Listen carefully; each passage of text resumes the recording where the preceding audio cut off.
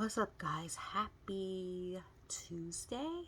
Um, I'm still kind of on cloud nine over, from this past weekend. I've not put any makeup on. I actually just put on some glasses to cover my eyes because I think my eyes are still super tired. Although I've rested all day yesterday and kind of laid around a little bit this morning.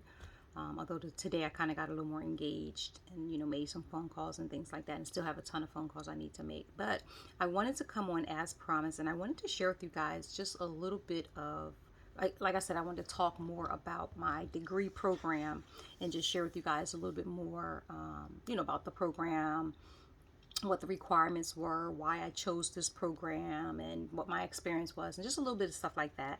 So I just wanted to come on and just kind of answer those questions. So the first question is, I'll kind of set it up a little bit. So I knew that I always knew that I wanted to get a PhD. Like I always knew that education was one of those things that I've always been interested in. Well, not even really interested in. I don't know how to say it because I don't know that it's something that I've always been interested in, but I knew once I went to college, I knew that I would be a lifelong learner. Like and I think a part of it is because I didn't know that college was an option for me, so I can't say that the education has always been my thing. Um, you know, I grew up in West Philadelphia. Most of you guys already know that. Went through the public school system of West Philadelphia. Went to Hannah as elementary school, Shoemaker for junior high school, Overbrook for high school. After I left high school, I went into the military and I spent just under 8 years in the military. When I got out of the military and we came back to the States, because I got out of the military over in Germany, we came back to the States and we ended up in Maryland. And so I ended up going to college when I got to the States. Ended up going to Bowie State University.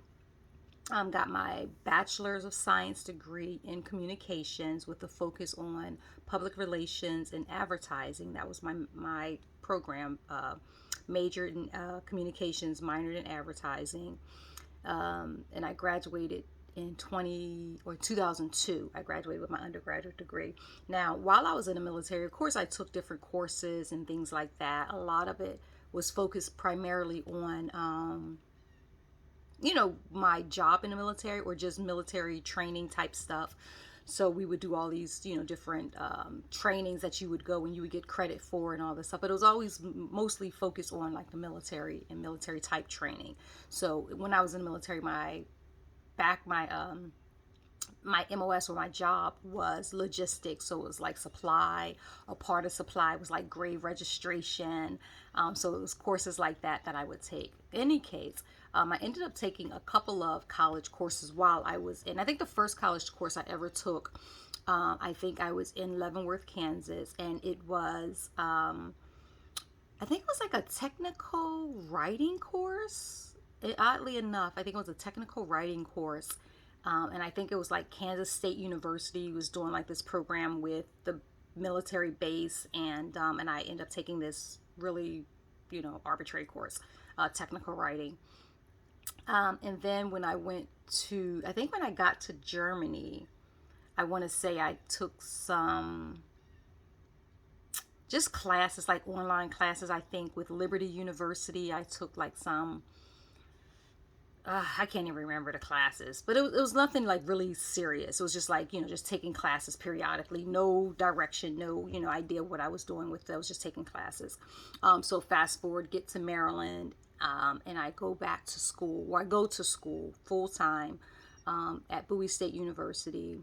I think I enrolled in like September 2018 is when I started my courses. We got back to the States in July or so of 2017. I enrolled in college in 2018. Like I said, went to Bowie State University here in Maryland, in Bowie, Maryland specifically. Got my undergraduate degree. Graduated in 2002. Ended up going to work for the government and did that work for, I'll probably give away too much detail, but probably did that work for, I think I worked for the government maybe 6 years, I think, as a government employee. Then I ended up leaving that and going to work as a contractor. Ended up going back to college in 2000. I think I was still in a government employee when I went to college. Yeah, when I went back for my master's. Um, and I can't even remember the timeline, but I graduated with my master's from the University of Maryland, University College at the time. Now I think it's University of Maryland Global Campus is they changed the name of the university. But nonetheless, that was my first introduction to like online classes. And I remember thinking like this is so hard because for me it was the learning curve of doing work virtually. It was a learning curve of getting to know your classmates and your professors and all that stuff virtually. And I just felt like really difficult. And I worked my butt off. First of all, I worked my butt off as my undergraduate as well, but I worked my butt off in graduate school as well to get my master's degree. I got my master's degree in marketing with a master's degree in marketing with an undergrad focus or with a minor in, I think, public relations. And so now my master's and my undergraduate degree were both in the space of marketing, public relations, advertising, which in the world of advertising, in the world of public relations and marketing, all three of those, they call it like a three-leg stool because all three of those kind of go hand in hand. And so now I had that well-rounded communications background, marketing, public relations, advertising. So that was my academic background.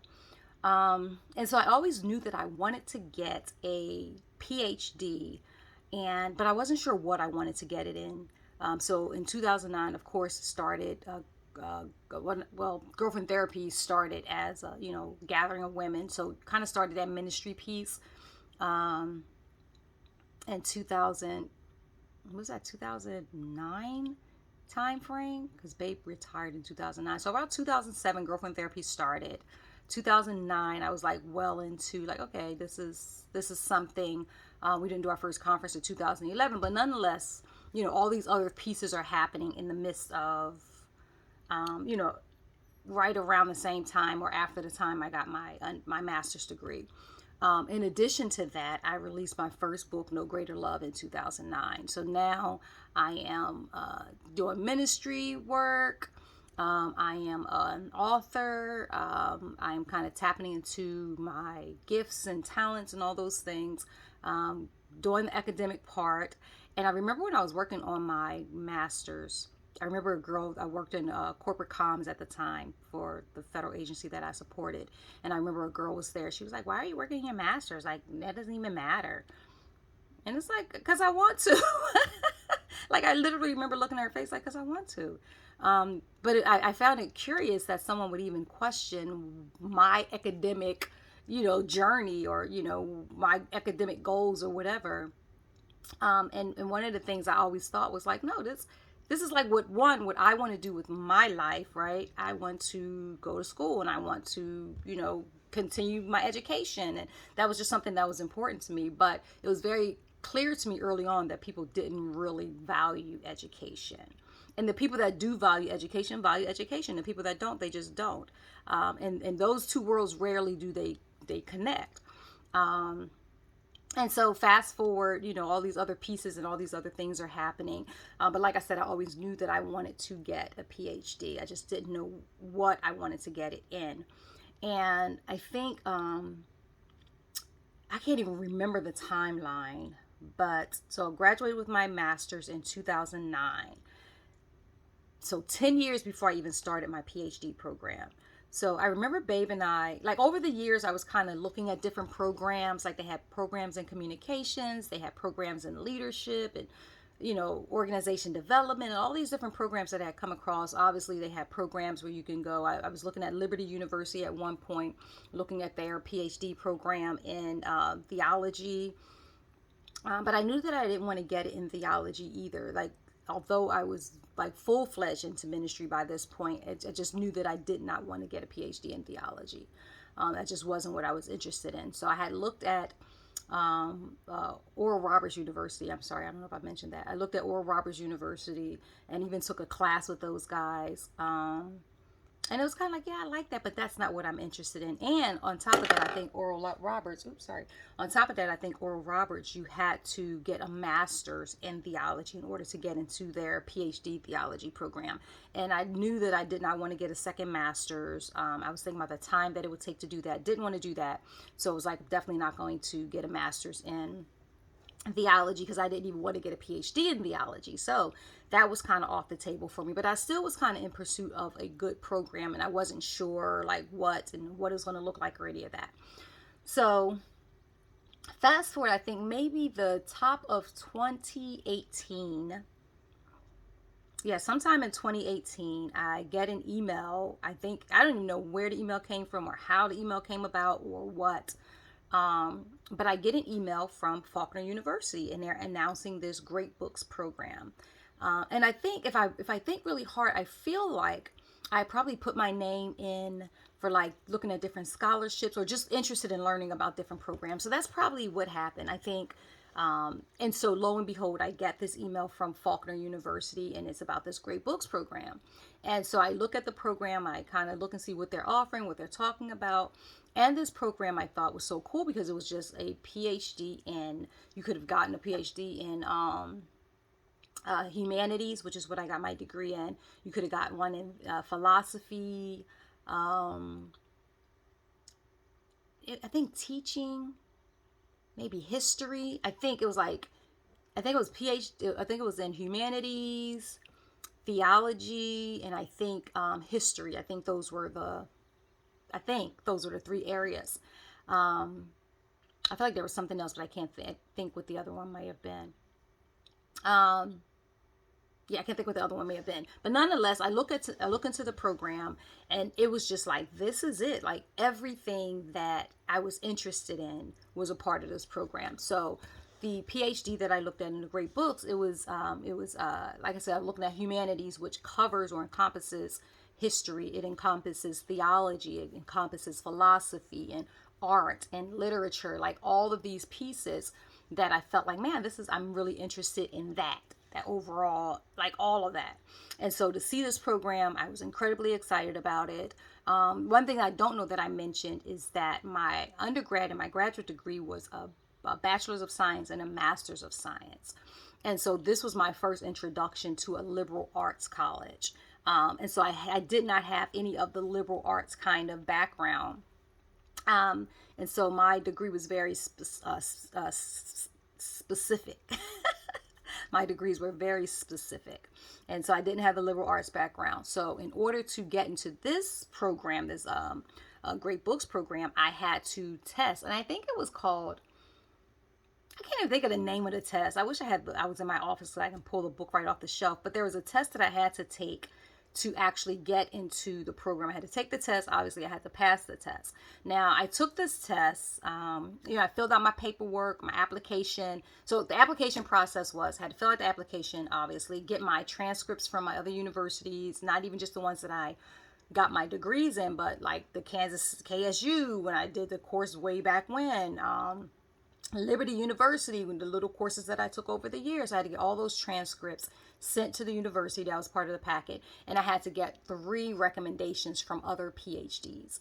And so I had Dr. Armstead, who is my spiritual mentor. He was one of my recommendations. Then I had 2 other recommendations, Dr. Ferguson and Dr. Williams, who were both people that I worked with when I was one of them I worked with when I was a federal employee, and another one I worked with when I was a federal contractor. So worked with, those 2 guys. So between the 3 of them, and all 3 of them were African-American men, PhDs, which I thought was really cool. But between the 3 of them, they did my letter of recommendations, or they submitted, the 3 letter of recommendations that I needed. And in the meantime, it was on me to take and pass this test to get into this program. So I took the test. I ended up taking the test 3 times, and I passed on my 3rd time. The first 2 times I failed, and it was just like so stressful. I was so sad because I wanted to, first of all, I had to get all this stuff in before that I could even be considered for the program. And so everything was just waiting on me passing this test, and it's kicked off the beginning of the frustration and the stress. And so finally, passed the test on the third time, got my packet submitted. That was towards the fall of, yeah, that was around the fall of 2018. And they were announcing, like, if you were accepted before the end of the year. So right around Christmas, right, I think maybe the week or so before Christmas, between Thanksgiving and Christmas, I ended up getting my acceptance letter. Got accepted into the program. Was incredibly excited. My courses were expected to start in the fall, or what they consider the spring of 2019, and so which was January 2019. Was when my courses were going to start. And so I was incredibly excited, got into the program, boom, I'm in here. And so when I got into the program, so even before I got into the program, like I said, all the time where I knew that I wanted to get my PhD, I would talk to other people like periodically who was like in the PhD program, and I would hear horror stories about people and their experiences. I mean, just some crazy stories. A lot of people end up having, health issues or mental issues or medical issues, like because of the stress of the program was just so much. And I knew that I was like, Lord, I don't want to go through this program and have like these issues. I just want to go through the program and be successful. I'm not, abandoning the stress component. I just didn't want it to have a physical impact on my life.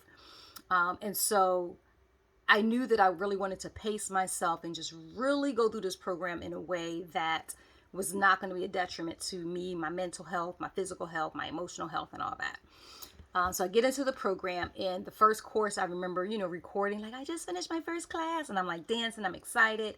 But the learning curve for me was, again, I did not have any liberal arts background. And what that means is I had no, like at the collegiate level, I did nothing with regards to philosophy, had no familiarization with Plato or Socrates or Aristotle or any of that stuff, Cicero or any of those guys. Knew nothing about any of them, had never studied any of them, had probably come across quotes of them, periodically throughout my life, but had no idea of who these guys were, what they believed in, what they stood for, what their philosophies were, or anything.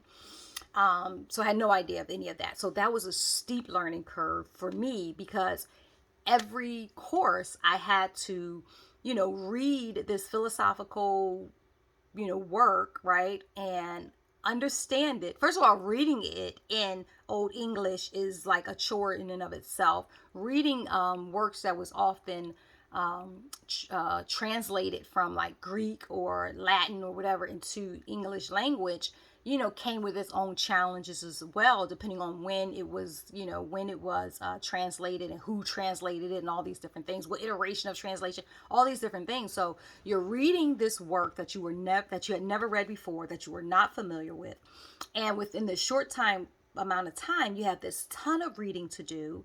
Not only do you have to read it, but you have to understand it and comprehend it, and then communicate it back, right? So reading this thing, understand, not even communicating like, oh, this is what he said, but then you're having to develop your own thoughts, ideas, and opinions around what was written. So that was such a challenge for me every single semester. I always felt that I was behind, constantly behind on my reading. I would have to read stuff 4 or 5 times. Like my focus, it was like that was the biggest learning curve for me. It's like I would read something and I'm like, I don't even know what I just read. And I would have to go back and start reading it again. I mean, I would highlight, I would read a passage and then write what I think they were saying. Like, it was a huge learning curve for me.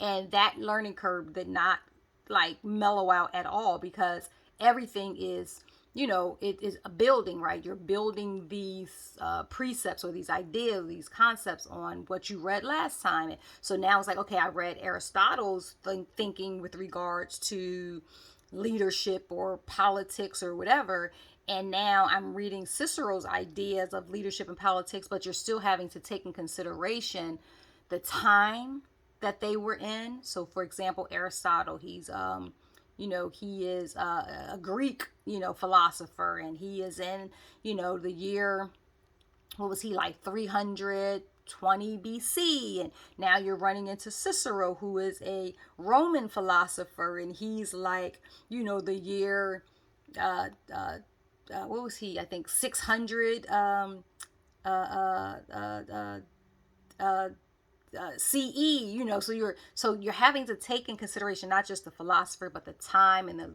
place in which they were philosophizing, and what was happening socially, and like the things that helped to influence their thinking with regards to all these social political issues or whatever. And the same thing when you're talking. So now you're reading Aristotle, you're reading Cicero, you're trying to figure out where the two, like, what is it? What is the word?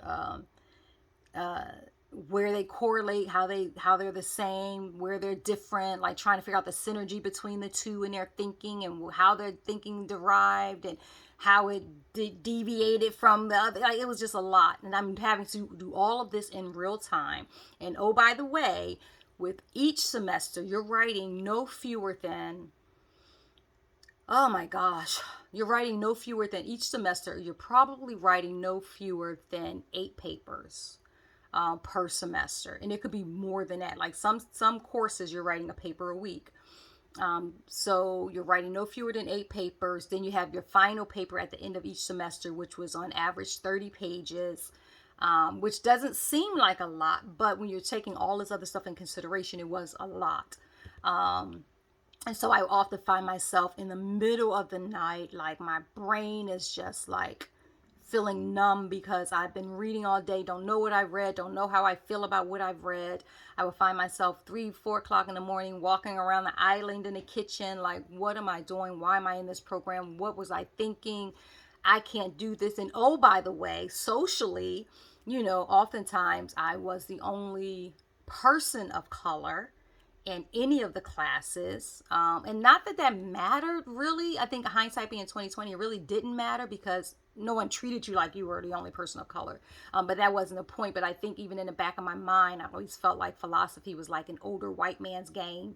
And so to be in the space where you're talking about philosophy and philosophical thought and idea and all this stuff, it often felt like, I always felt like, I often felt like I didn't belong at the table. So that was always a challenge for me as well. So you have this mental space where you're not quite feeling like you fit in or you belong there, not by anybody else's doing, let me be clear, but just by my own mental, like, man, I don't know how to fit into this space. And so that was quite intimidating. So all of this is going on. And oh, by the way, it's like, Lord, I don't want to lose my mind in this. I don't want to, run into any health challenges, because the stress level the stress level was very, very high. If I'm being 1,000,000% honest, the stress level was very, very, very high. And I would miss a lot of events, a lot of stuff. Babe and I would go on vacation. I would have a stack of books, a ton of reading all the time, a ton of writing all the time. It was just all consuming. And I started off the program just taking one class per semester. And even that was overwhelming. And then when I got the bright idea, it's like, I'm going to take 2 classes. I took the 2 classes, and then the pandemic hit. And so now I'm taking these 2 classes, and now we're in the middle of a pandemic, and I'm like, what the heck? So it was the stress of the pandemic, and then I'm juggling 2 classes. And like I said, you have, with every class, you had at a minimum 8 papers. So now 8 papers times 2. Now I have a minimum of 16 papers for a semester. And now the one 30-page paper now turns into 2 30-page papers. So now I'm writing a 30-page paper over here, a 30-page paper over here. And sometimes, in fact, most of the times, the courses that I was taking weren't even like congealing. So I couldn't even take concepts from this course and really build into anything real on this course, because they were 2 separate courses. So for example, one semester I was taking a course, ended up being one of my favorite classes, and I didn't expect it to be. It was, I think it was the science of mathematics or something like that. I think it was the science of mathematics or something like that. And then I was taking this literature course, like the art of literature or something like, so they're 2 separate courses. And again, you're learning literature, which, although I'm a reader and I love to write and all that stuff, I was reading stuff that I had never read before. Like I was reading, Samuel Beckett, I'm reading, I can't even think. I'm reading. I can't even think of anybody I'm reading. I'm reading all these people that I've never read before. And now I'm having to read it, their literary works and make sense of it and, add it to the concepts and all these different things. So that's on the one hand. And then I'm taking this mathematical science class on the other hand, where I've always said that I am not the math person. So math has never been my forte. And so now I'm looking at math from a philosophical perspective, which ended up being a lot better. And so I did in that class, my 30-page paper, which was one of my favorite papers that I wrote, was the language of math, which was really, really a cool paper that I wrote. And I talked about how the language of math and how math is in and of itself a language. And in fact, there's a quote I just heard, and I was just talking to Babe about this the other day, but it's something like there are only three universal languages. And I think it's love, music, and math. Those are the three universal languages. And I thought that was so brilliant. So when I'm doing this language of math as my final paper, it was just a really cool paper, really brilliant paper, if I say so myself. So my point is now you have everything is doubled. You're taking 2 classes. So you have, instead of 8 pages, you're writing 8 pages, you're writing 16 pages. Instead of one 30-page paper, you're writing 2 30-page papers. Instead of having 200 pages a week to read, now you have 400 pages a week to read. So everything was doubled. And oh, by the way, the stress level through the roof. My stress and anxiety was at such a high. Like I never really felt like I got my rhythm. My stress and my anxiety level was at such a high that I started doing like CBD oils to help like ease my anxiety. Because there were times where my anxiety would be so high I couldn't sleep. I couldn't do anything. And that was on top of my 9 to 5. Work was incredibly stressful. You guys know during my program, my mom passed. That was incredibly stressful. So there were all these stressors that were happening on top of trying to finish this program. So there was just a lot going on. At no point, if I'm being honest, did I feel like I'm going to quit. Quit is just not in me, praise God. It really isn't. So at no point did I feel like I was going to quit. I was like, either this thing is going to kill me or I'm going to pass it. Like those were the only options. And I did not believe that it would kill me because I already prayed to God that I do not lose myself in this. Not mental, not physical, not any of that.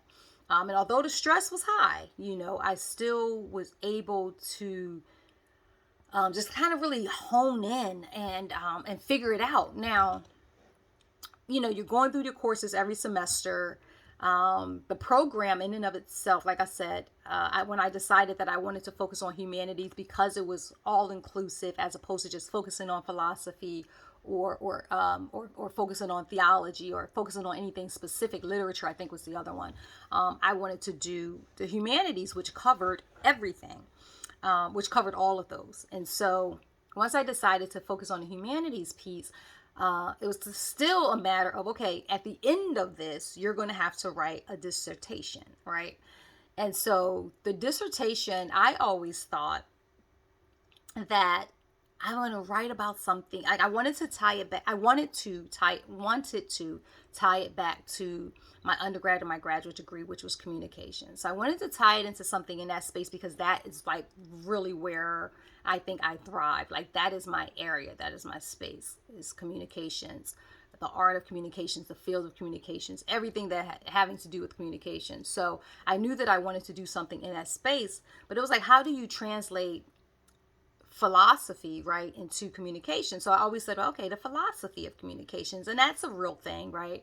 Understanding the communications channels and all the phases of the channels and what each phase mean, and then you're talking about the communication mediums, like what that means, and so there was something there. I just wasn't sure what was there, and so as I was going through my program, there was one term that continued to come up for me. Like communications is not a big philosophy theme. So you're not going to see that it's like one of those overarching themes. In fact, when I was in undergrad, I remember writing a paper and was talking about the science of communications or the art of communications, and realizing that communications was both a science and an art. And so I had to start looking at communications from a philosophical perspective. And really what that means is just practice over theory, right? So it's like the mind, the idea of communications versus the act of communication. So the art of communications is typically your theory of it, the science of communication, although it seems like it should be different. It should be the opposite. But nonetheless, now I'm in this PhD program where it really is all about theory and theorizing, philosophizing and all that stuff, the structure and the science behind things, the philosophical science behind things, I should say. Yeah. Anywho, so one of the themes that was kind of continuing for me was this idea of rhetoric. And I remember when I was in undergraduate school, we learned about rhetoric as a part of our advertising, as a part of PR. Rhetoric is one of those things, but it was always presented as something that was negative, that was manipulative, that was trying to trick somebody. It was like trickery and all this stuff. That's what rhetoric was always presented as. And so as I'm fast forward now, I'm working in this PhD program, and the theme of rhetoric, it would come up, but it would come up very subtly. It wasn't an overarching theme. It wasn't like a real resounding theme, but it was a really subtle theme. And I remember when I first seen it, I was like, I remember rhetoric from undergrad. Now, mind you, I'm in this PhD program, and all of this stuff is foreign to me. Plato, Aristotle, Socrates, all those guys, all that's foreign to me. All that they're talking about is foreign to me. So to hear a word like rhetoric, and it's like, I remember that. Like you hold on to just this little piece of, familiarity, in this space. And so I started really listening as I was going through every class. Just started thinking about the element of rhetoric in those classes, or if the term came up, and really understanding what other philosophers, like where it fit in the scheme of everything else that we were learning. And so a part of the program, I think I started to say, so the program in and of itself requires 48 credit hours. And 48 credit hours is, I think, 16 classes. I had to write it down earlier. 16 classes. And so you're looking at 3-hour courses. So if there's a 48 hours required, then each course that I take is 3 hours. So you get 3-hour credits for each course that I was taking.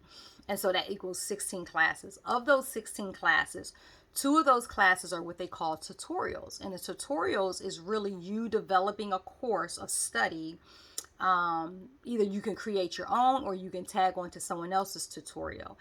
Because I didn't really understand the concept of the tutorial, my first tutorial I actually tagged onto someone else's, which was a really cool class, but it didn't help me to flesh out what I wanted to do with regards to my dissertation. So it was almost like a throwaway class.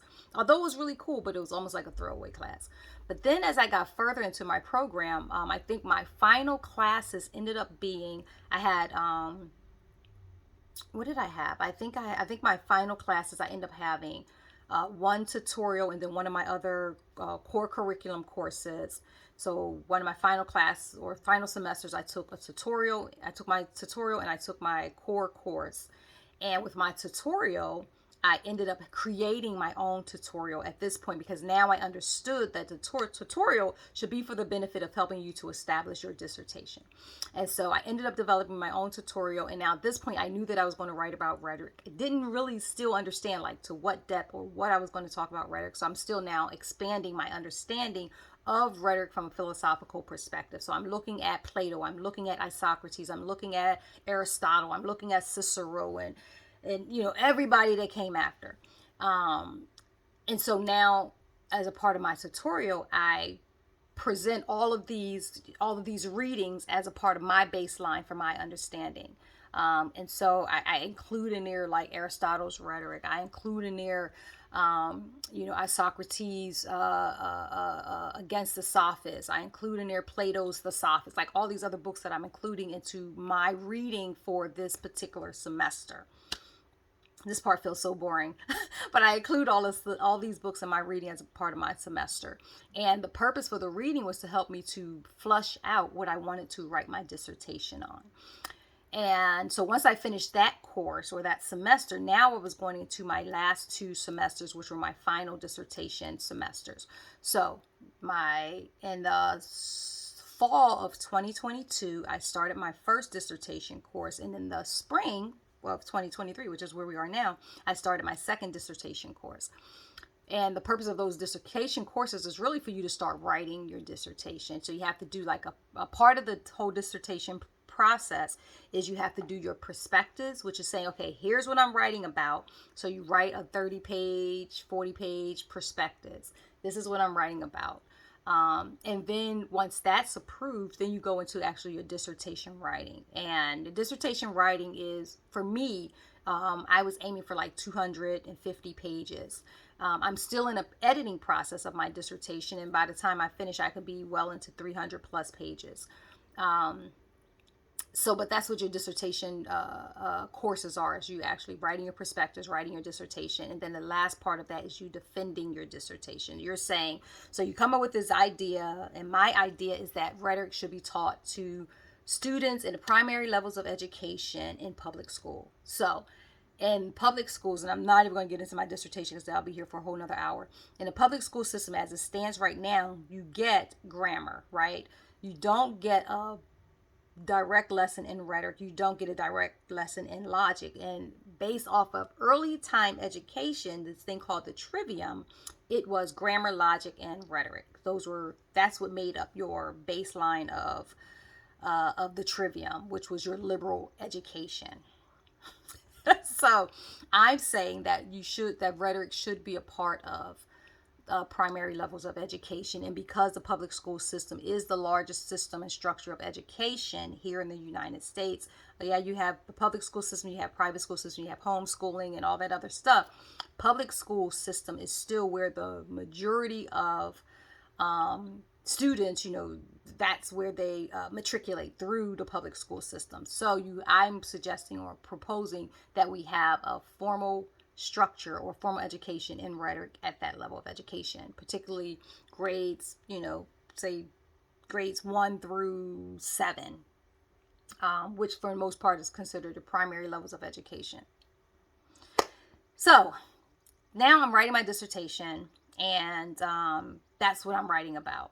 And so I'm looking at what they're doing here in the United States. I'm measuring it against, I'm not even going to get into my dissertation, guys. That's just a whole other conversation, and I think it's going to derail me from what I'm talking about. So in any case, that's the whole program. 48 hours of coursework, which includes 2 courses in your tutorial and then 2 courses in your dissertation. So of the 48 credit hours, you have, what is that, 3, 6, 9, 12 of those hours as a part of your dissertation and your tutorial.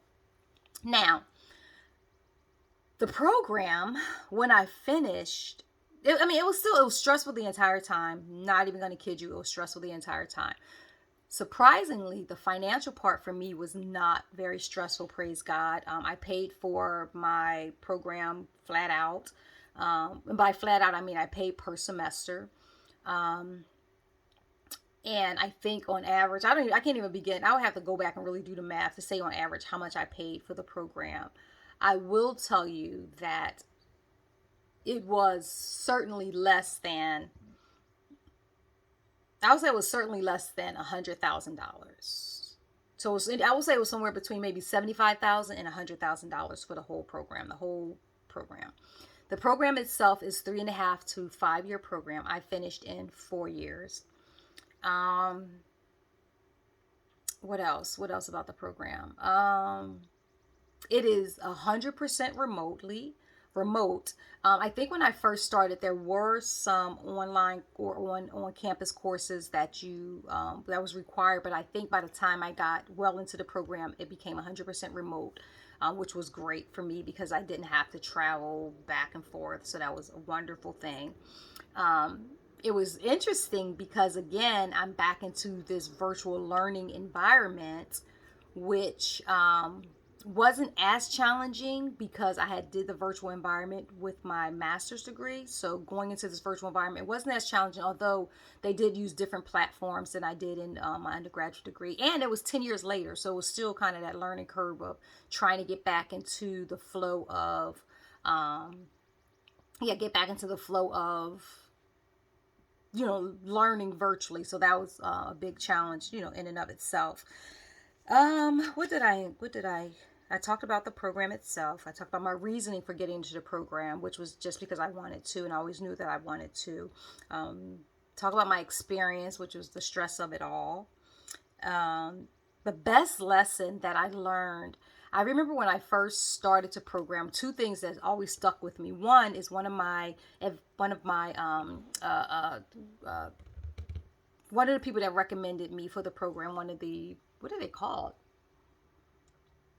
The guy that did my recommendation, I can't remember, sponsors. One of my sponsors for the program, he reminded me at the beginning, he was like, remember, this is your program. Like, you get to, don't let nobody move you away from this is your program. Like, this is your program. So I remembered that.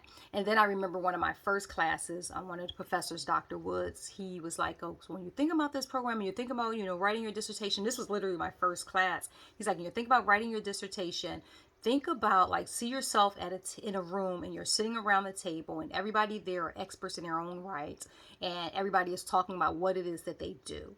And now it's your turn to talk about you. What are you talking about? And he was like, and that's the best way to think about this as your program and what you want to write your dissertation in. And then start thinking about, as you're going through the classes, thinking about how does the lessons that you're learning or the things that you're learning, how does that underpin or support what you're going to talk about when it's your turn to talk. So that was something else that stuck with me, and I kind of kept, in the back of my mind, and something that helped me as I was navigating through this program. So those were I think the best advice that I got. The best lesson that I learned is that time passes anyway, right? Like I said, when I knew that I wanted to go into a PhD program. It took years to find the right PhD program for me. Once I got into the PhD program, and the end of 2018, time was still ticking. Like, everything that happened over these past 4 years, like, the 4 years still came and they still went. And whatever I decided to do with my time is what I decided to do with my time. And fortunately for me, I decided that I wanted to commit those 4 years of time to a PhD program. And I did. And like I said, the time came and went anyway. There are some people who 4 years have passed and they've not done anything different from 2019 to 2023 in the midst of everything else that happened, right? You had a pandemic, you have life happening and all the other things in between that. One of the other really cool things that happened during this program, I remember last year, or probably even a year before last, I was thinking about getting to my final, thinking about my final semesters in the program. And I knew that writing a dissertation was going to be so time consuming. It was going to take a lot out of me. And I remember thinking, like, man, I want to not have to work during that time. But I didn't know, like, again, I would have never quit because quitting is not in me. But crazy thing, in August of 2022, the last day of August, now, mind you, my finals, my first dissertation semester started in the fall of 2023, which was September, or 2022, which was September, say like September 8th or something. I think that semester started. August the 30th, I was actually let go from my job. And it could not have been better timing. Like, I was completely, like, thank God. But I remember like a year before that, I was like, man, if I didn't have to work during the time that I was doing my dissertation, that would be amazing. I remember thinking that and talking to Babe and, like, just kind of trying to figure out, like, man, is that an option? Like, how would it fare for the family and our finances and all that stuff? And I never just felt comfortable walking away from work in that way. But when I was let go, it was like, this is perfect timing. And I really do count it a blessing because it gave me the time that I needed to really focus on my dissertation, focus on everything. Fun fact, like I told you guys, I had started taking the CBD oil because my stress levels are so high. When I stopped working, my stress was zero, like zero. I slept better. I woke up better. I did everything better. And I did not even have to take any CBD oil. Like, the day after I got let go, I slept like a queen. And when I finally decided, like, okay, I'm not even going to go back to work until I finish my dissertation, it was like beautiful. Another fun fact, I graduated, as you guys know, I graduated on Friday, May the 5th. Probably around maybe a week prior to that, maybe a week or two prior to my graduation, a job that I have been waiting for, ended up coming back and saying, hey, we won the contract. We're moving forward with your application. Are you still interested? I'm like, absolutely. And so everything just working in God's proper timing. God gave me the time and the space that I needed to finish my dissertation, to to write, to read, to research, to study, to do everything I needed to do to to write a stellar dissertation. And I'm so grateful for that. But God created a time and space for me to be able to do that. So my point is that the time is going to happen. I really believe and trust God's timing for my life and everything, and the way that it played out. So I'm super grateful for that. So that's like one of the best lessons. I think I already talked about the greatest challenge, which was the learning curve of trying to go from not having a liberal arts background to getting this PhD, where a lot of the focus, with the liberal arts, was a lot of the focus. And so that was probably one of my greatest challenges. Babe asked me if I would do it over again. And so I said, it's hard to say because the dynamics and the timing and everything with this program was like, if would I do it over again the way that it happened? Sure. Like, I wouldn't change anything. No, because I could not have planned it out better myself. I really could not have planned it out better. And so to be able to finish it and to finish it in the way that I did, one of the things I did learn is that I am a solid B student. You're not going to get straight A's over here. I am a solid B student, and I am okay with that. I had 1C in my whole program, and that stressed me out because it threatened me, threatened me in the program. Because if I would got another C, I would have got kicked out of the program. So there's that. Or I could have probably retaken a class, but I was like, I'm not retaking a class. So I got 1C throughout the program. I can't remember what class it was. I think it was like some historical something. But I got a C, and I was just like, no, like, because I was so terrified. And of course, it was like, took forever for my GPA to come back up after getting a C. And so got the GPA back up, maintained A, B. I still got A's, don't get me wrong. I got A's, finished courses with A's, but I'm a B average. On average, I'm a B student. I will say that. And I'm okay with that. So this took much longer than I expected. I think I covered everything that I wanted to cover. I think I covered everything that I wanted to cover. Would I recommend this program? Absolutely, especially if you're someone and you want to do a PhD, and it comes down to what you want to do for you. I had this one person, ask like, well, what can you do with a PhD in liberal arts? And I'm like, anything that I want to do. And I think that's the beauty of it. I can do whatever I want with it. And it really does. It underpins everything that I've done before having a PhD. It underpins me as an author. It gives me, I look forward to writing my next book where I can say, Dr. Kwanzaa Faleka Gibson, comma, PhD, period. Like, I look forward to being able to put that on a book. I look forward to being able to go on a stage and someone introduce me as Dr. Kwanzaa Faleka Gibson, PhD, and I'm sitting on a panel, or I'm going to deliver a keynote, or I'm about to deliver a message, or whatever it is. It underpins everything that I have already been doing with my life, and so that's super cool. And it's legit, I'm not even going to taint this message with all of the things that people are doing that's so illegitimate, that really doesn't add any value to anything. I'm grateful that I got to do something that adds value to me, that is legit, that is accredited, that is, that is something that I worked towards and worked for, and God supported, and God opened doors and provided financially, provided the space, the emotional support, like everything that I needed for this program. God provided everything, whether it was financial. When I tell you that, like I said, I paid for my degree outright. No student loans, no debt, no none of that. Every semester, this was the bill for that semester. And by the grace of God, here's the payment for that bill for that semester.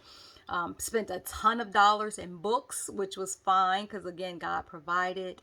And it has been one of, hands down, just from a personal perspective, has been one of the greatest joys of my life to have completed this PhD program and to have been able to share it with you guys from start to finish, and kind of culminating it with this final video, which you guys will probably not hear or see anything more about this program. But definitely, if you have any questions, if you've watched this far, all this, this far, if you have any questions, I will definitely answer them. But thank you guys again so much for your love, your support, your words of encouragement, your words of congratulations. This has been the best learning experience, one of the best journeys of my life, and I look forward to seeing what God has for me next. So thanks guys for letting me interrupt your day, and blessings.